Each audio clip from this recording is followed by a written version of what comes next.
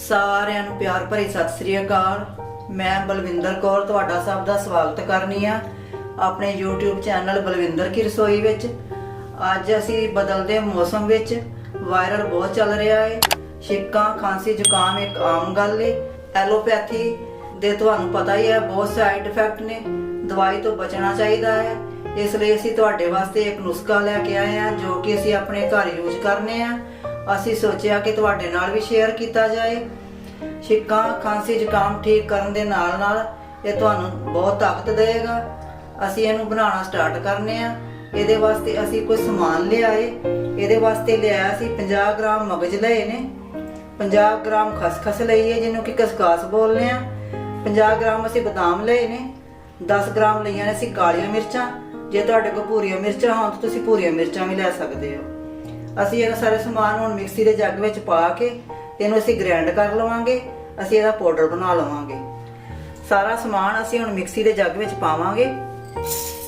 ਆ ਪਾਤੇ ਅਸੀਂ ਮਗਜ, ਖਸਖਸ ਪਾਈ, ਆ ਅਸੀਂ ਬਦਾਮ ਪਾ ਦਿੱਤੇ ਨੇ, ਆ ਪਾਈਆਂ ਅਸੀਂ ਕਾਲੀਆਂ ਮਿਰਚਾਂ। ਤੇ ਅਸੀਂ ਇਹਨਾਂ ਸਾਰਿਆਂ ਨੂੰ ਗ੍ਰਾਈਂਡ ਕਰ ਲਵਾਂਗੇ ਤੇ ਇਹਦਾ ਪਾਊਡਰ ਬਣਾ ਲਵਾਂਗੇ।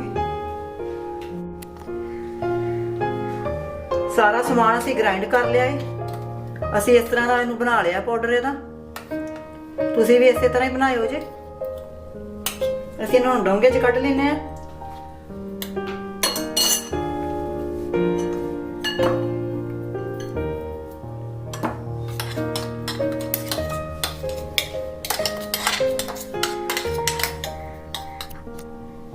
ਸਾਰਾ ਸਮਾਨ ਬਣਾ ਕੇ ਅਸੀਂ ਮਿਕਸ ਕਰ ਲਿਆ ਹੈ। ਅਸੀਂ ਹੁਣ ਤੁਹਾਨੂੰ ਦੱਸਨੇ ਆ ਕਿ ਇਹਨੂੰ ਯੂਜ਼ ਕਿਵੇਂ ਕਰਨਾ ਹੈ। ਅਸੀਂ ਬਣਾਉਣਾ ਸਟਾਰਟ ਕਰਨੇ ਆ। ਇਸ ਨੁਸਖੇ ਨੂੰ ਬਣਾਉਣ ਵਾਸਤੇ ਅਸੀਂ ਪੈਨ ਗੈਸ ਉੱਪਰ ਰੱਖ ਦਿੱਤੀ ਹੈ ਤੇ ਇਹਦੇ ਵਿੱਚ ਪਾਵਾਂਗੇ 1 ਚਮਚ ਅਸੀਂ ਦੇਸੀ ਘਿਓ ਦਾ। ਘਿਓ ਗਰਮ ਹੋ ਗਿਆ ਹੈ। ਜਿਹੜਾ ਅਸੀਂ ਇਹ ਸਮਾਨ ਕੁੱਟਿਆ ਹੈ 1 ਚਮਚ ਅਸੀਂ ਇਹਦੇ ਵਿੱਚ ਪਾ ਕੇ ਤੇ ਅਸੀਂ ਇਹਨੂੰ ਥੋੜਾ ਜਿਹਾ ਬਰਾਊਨ ਕਰ ਲਾਂਗੇ।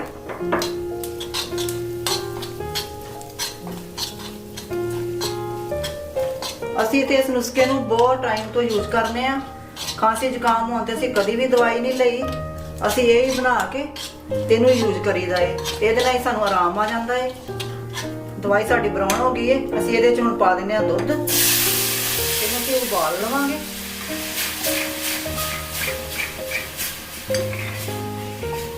ਇਹਨੂੰ ਤੁਸੀਂ ਜਦੋਂ ਵੀ ਦਵਾਈ ਨੂੰ ਬਣਾਉਣਾ ਏ, ਰਾਤ ਨੂੰ ਸੌਣ ਦੇ ਟਾਈਮ ਤੁਸੀਂ ਇਹਨੂੰ ਪੀਣਾ ਏ। ਕੋਸ਼ਿਸ਼ ਤੁਸੀਂ ਇਹੀ ਕਰਨੀ ਹੈ ਕਿ ਪਾਣੀ ਤੁਸੀਂ ਪਹਿਲਾਂ ਪੀ ਲਓ, ਉਸ ਤੋਂ ਬਾਅਦ ਤੁਸੀਂ ਇਹਨੂੰ ਪੀ ਕੇ ਤੇ ਆਰਾਮ ਨਾਲ ਸੋ ਜਿਓ। ਜੇ ਤੁਹਾਨੂੰ 2-3 ਘੰਟਿਆਂ ਬਾਅਦ ਪਾਣੀ ਦੀ ਜ਼ਰੂਰਤ ਪਵੇ ਤੇ ਫਿਰ ਤੁਸੀਂ ਪੀ ਸਕਦੇ ਹੋ। ਬਹੁਤ ਜਲਦੀ ਤੁਸੀਂ ਪਾਣੀ ਨਹੀਂ ਪੀਣਾ। ਜੇ ਤੁਸੀਂ ਇਹਨੂੰ ਦਿਨ ਵਿੱਚ ਵੀ ਬਣਾ ਕੇ ਪੀਣਾ ਹੈ ਤਾਂ ਤੁਸੀਂ ਇਹ ਹੀ ਧਿਆਨ ਰੱਖਣਾ ਹੈ ਵੀ ਪਾਣੀ ਤੁਸੀਂ 2 ਘੰਟੇ ਤੱਕ ਨਹੀਂ ਪੀਣਾ। ਅਸੀਂ ਇਹਨੂੰ ਮੀਡੀਅਮ ਆਂਚ ਤੇ ਕਰ ਦਿੱਤਾ ਹੈ।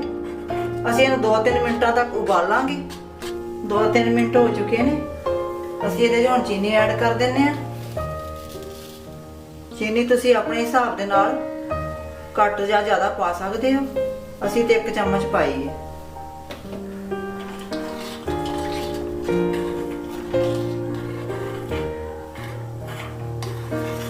ਇਹ ਤੁਹਾਨੂੰ 1-2 ਵਾਰ ਪੀਣ ਦੇ ਨਾਲ ਹੀ ਬੜਾ ਆਰਾਮ ਦਿਸੇਗਾ। ਤੇ ਤੁਸੀਂ ਇਹਨੂੰ ਆਪਣੇ ਘਰ ਬਣਾ ਕੇ ਜ਼ਰੂਰ ਟਰਾਈ ਕਰਿਓ ਜੇ। ਅਸੀਂ ਹੁਣ ਗੈਸ ਬੰਦ ਕਰ ਦਿੰਨੇ ਆ। ਤੁਸੀਂ ਚਾਹ ਵਾਂਗੂ ਇਹਨੂੰ ਟਰਾਈ ਕਰਿਓ ਜੇ ਪੀਣ ਦੀ। ਜੇ ਤੁਹਾਨੂੰ ਅੱਜ ਦੀ ਸਾਡੀ ਘਰੇਲੂ ਨੁਸਖੇ ਦੀ ਵੀਡੀਓ ਚੰਗੀ ਲੱਗੀ ਹੋਈ ਪਲੀਜ਼ ਤੁਸੀਂ ਲਾਈਕ ਜ਼ਰੂਰ ਕਰਿਓ ਤੇ ਆਪਣੇ ਫਰੈਂਡਸ ਦੇ ਨਾਲ ਵੀ ਸ਼ੇਅਰ ਕਰਿਓ ਜੇ।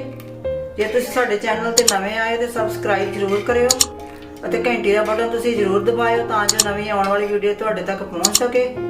ਵੀਡੀਓ ਵੇਖਣ ਵਾਸਤੇ ਤੁਹਾਡਾ ਬਹੁਤ ਬਹੁਤ ਧੰਨਵਾਦ।